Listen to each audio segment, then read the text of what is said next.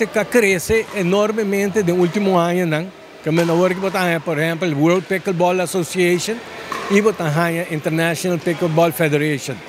E awe tá dia internacional de pickleball. Como toda parte do mundo não tá celebrar o dia de awe como o dia de pickleball. Pero hasta na Holanda não tem pickleball, não tem campeonato, acaba na Holanda, europeu, participação de 34 países. Tem vários americanos que estão interessados para organizar na Aruba. O único problema que nós temos na Aruba é que nós não temos quantidade de cancha, corte, que não está exigir para ter mínimo, não está exigir 30 felds. E isso é um pouco difícil, porque nós conta com o colégio urbano, para que não também tem par de feld que não usa para badminton.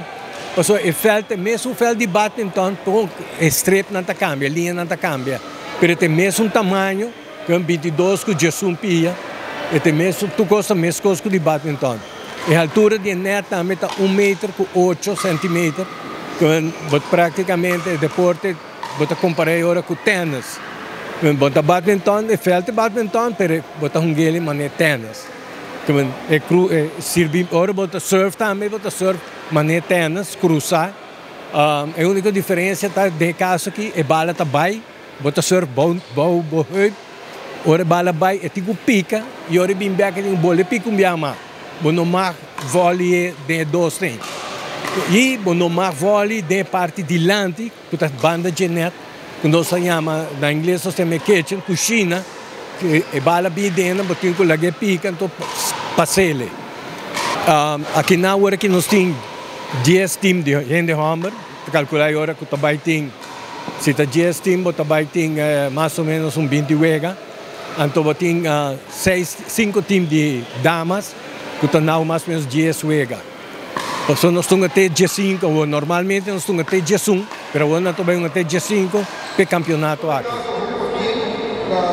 World Pickleball Day, para não compreender, e também a Associação da Federação de Aruba, Luiz Alves, o presidente, para ser em segundo, portanto, para nós mostrar de certo, porque também, quem sabe, portanto, também organizar a pista aqui no dia na aqui, para ser a o feeling de ligar aqui.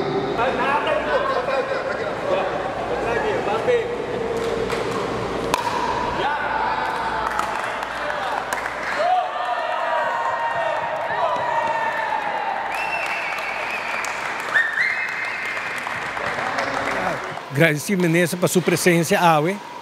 Sem dúvida, ela bem admirar o porque eu mesmo me trouxe.